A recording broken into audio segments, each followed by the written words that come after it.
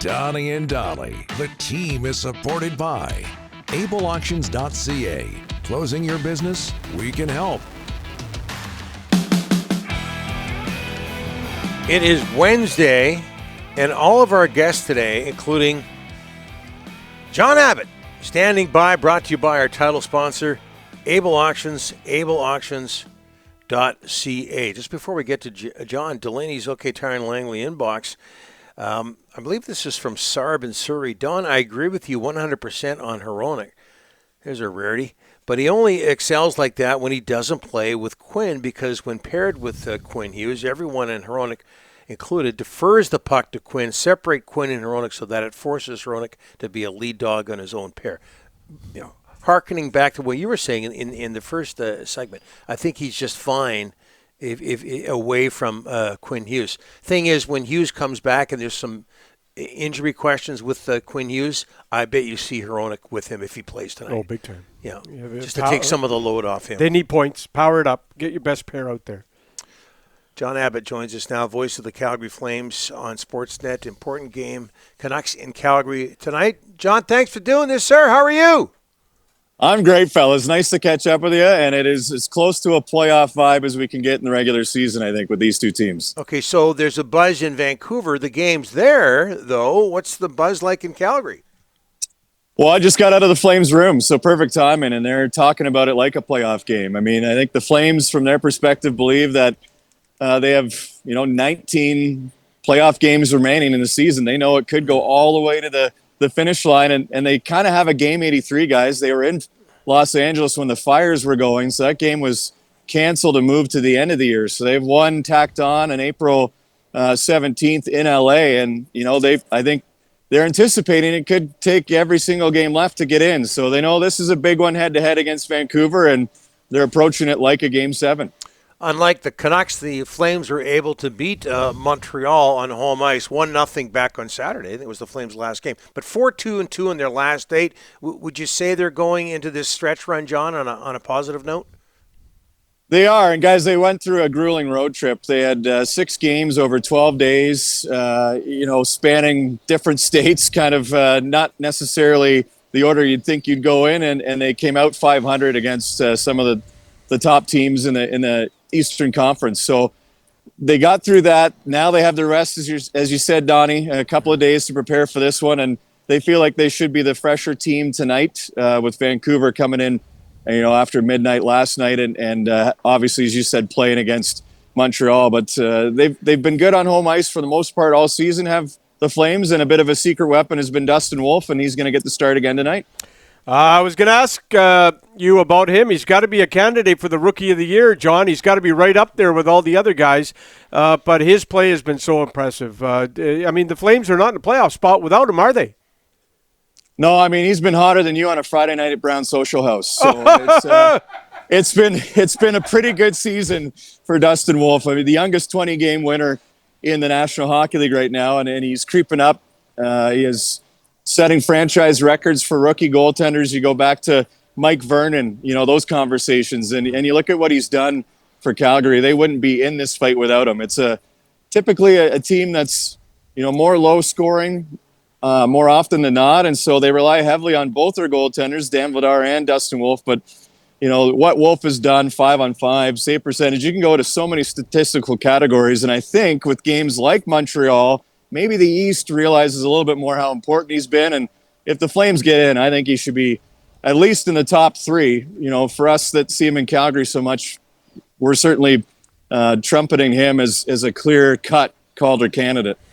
Hey, John, I don't recall anybody in the preseason picking the Flames to make the playoffs. Their coaching staff, Ryan Huska, this guy deserves a lot of credit too, does he not?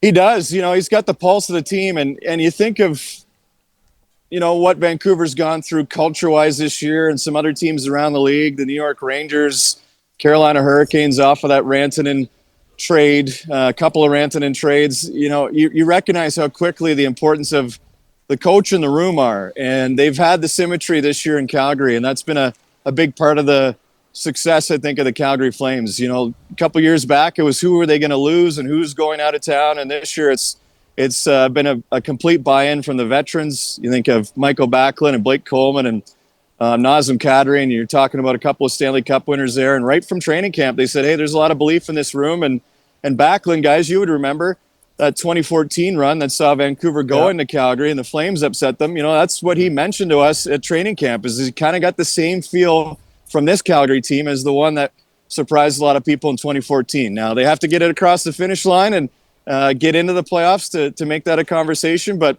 you know, inside the room, there was a lot of belief. Outside of the room, certainly there was not many people that picked him to be where they are now, fighting for a wild card spot.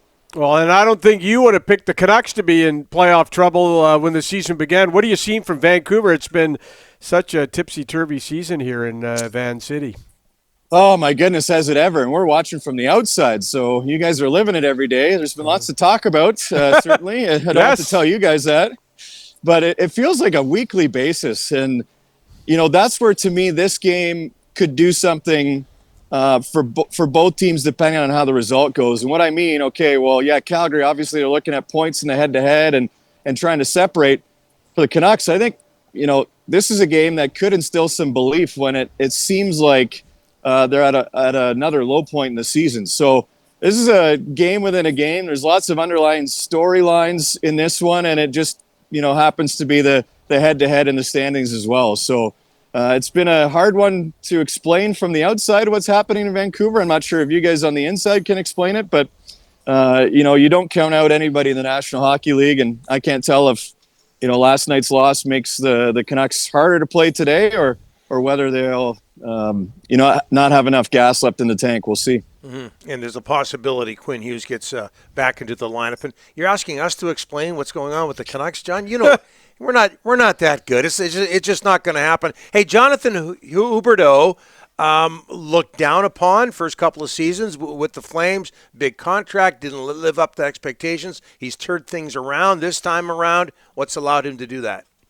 Has he ever, Donnie? And, you know, a big part of it has been approach. And so I give him a ton of credit for getting through some of the negative. You know, he had the contract attached to him and had a couple of down years in Calgary. This summer, he told us it was a big off season for him, changing his training regimen, but also the way he mentally approached the game. And he you know, found some help with a psychiatrist as well, and being able to get a little therapy that way. And he's come back and realized that he can't play the same way he played in Florida, just as a matter of fact. And he's fit very well into the system that Ryan Huska expects him to play, which is more of a 200-foot game. And you look at most of the goals he scored, of the 22, most of them are right in front of the goal crease. And I'm not sure you could say that in Florida as well. So he's changed his approach, and it's worked. And I give him a ton of credit, because it wasn't as if he was playing you know, horrific before, but I think it took him longer to adjust to how he was going to need to play. And he's been a mainstay with Kadri. Those two have been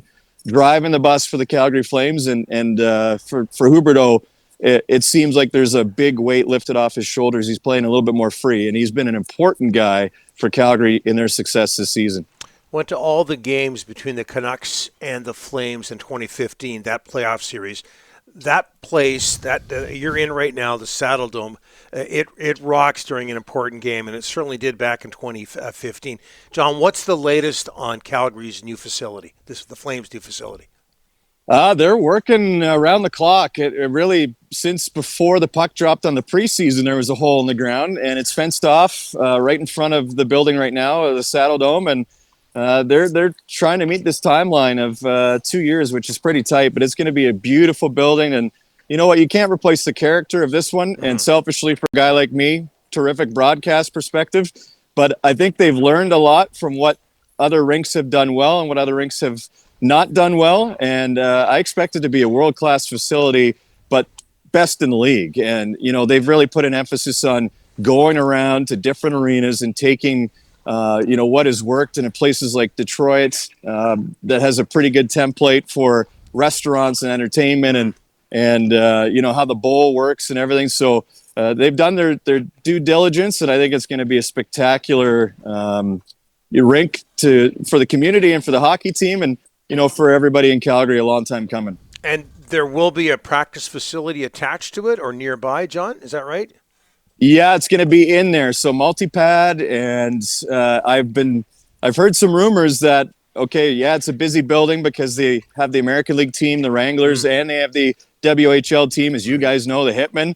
So they all need their ice, but I've been told, I believe reports are that they're going to save some of that ice time for community, whether it's beer league hockey or some teams in the community to get into as well. So they want this. I mean, the Flames do such a good job, being active and supporting the city of Calgary and the greater Calgary area. And that's going to be a mainstay of what happens with how this building runs as well. Maybe the Canucks could share that practice facility with the Flames. Might be a bit of a drive for the players, but they haven't got one now. Great idea. Yeah, just a little further than UBC. Yeah, hey? yeah, that's right. That's right. Abs, always a pleasure to talk to you, and we're so happy to hear you on a regular basis with the Flames. Thanks so much for this. Guys, it's a pleasure. You know it. I love it. Anytime. And let's enjoy tonight, hopefully. You bet.